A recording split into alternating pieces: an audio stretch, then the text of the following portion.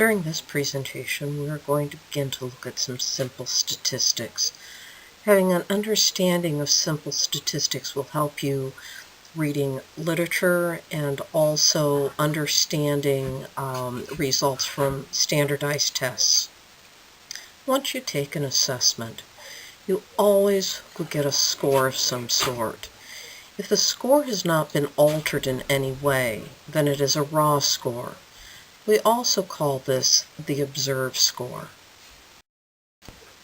When you're looking at a raw score, is big always better?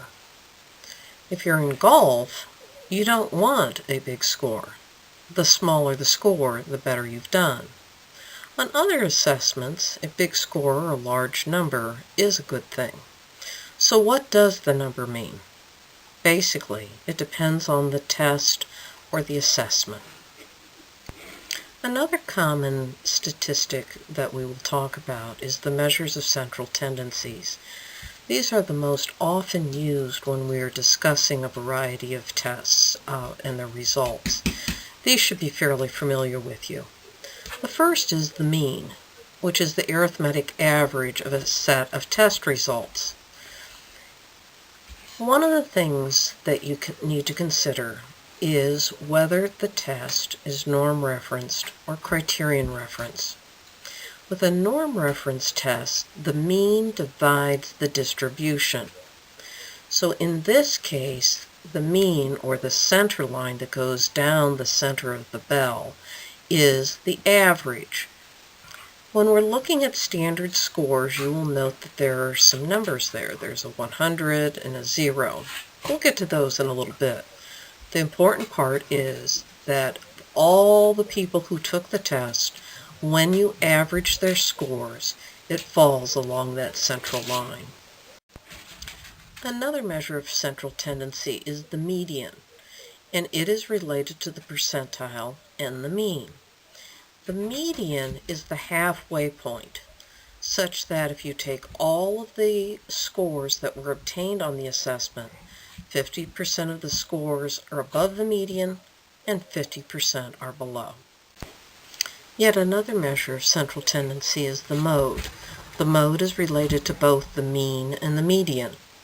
The mode is the most frequent score on an assessment.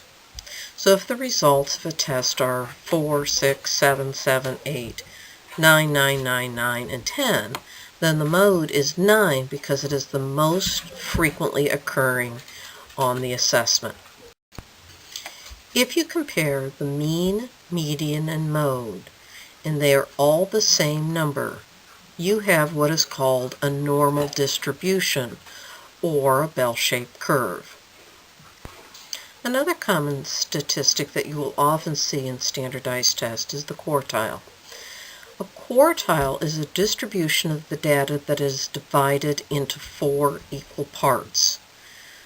The first quartile relates to the 1st to the 24th percentile, the 2nd to the 25th to the 49th, the 3rd quartile from the 50th to the 74th, and finally the 4th quartile is the 75th to the 99th percentile. So how are quartiles useful?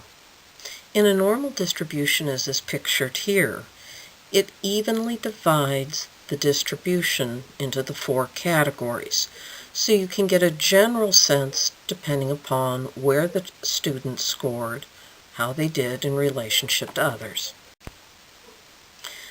Some things to remember about quartiles. They're very easy to calculate, and as I said, they are based on your relative position to others in the group that took the assessment. The quartiles are also independent of raw scores, so you can compare an individual on multiple tests. So one test could have 100 items on it, another test could have 137 items on it. But yet when you have calculated the quartiles, you can compare the results on those 2 assessments. The quartile doesn't reflect differences in raw score. For example, a raw score on a test that is from 1 to 10 is very different than the raw scores if a student had a test that measured from 1 to 100.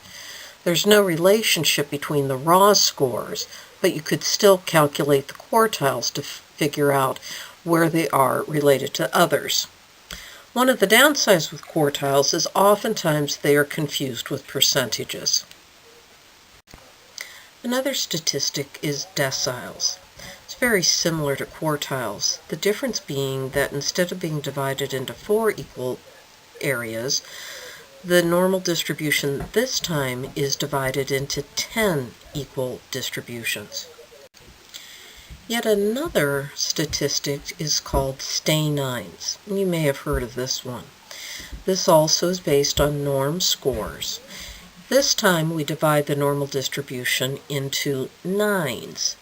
Each stay-nine represents a half standard deviation. All of the divisions are of equal size except the first and the ninth. They're slightly smaller. So why use stay-nines? Like quartiles and deciles, they're easy to compute. It uses a single number to represent a lot of information. It represents equal units along a continuum related to standard deviation also. But it doesn't tell you about the differences between the people in a stay-nine. So it is a general description. If a student is in the 9th stay-nine, they could have had many different raw scores. So basically, while the stay-nine gives you easy information, it doesn't give you detailed information.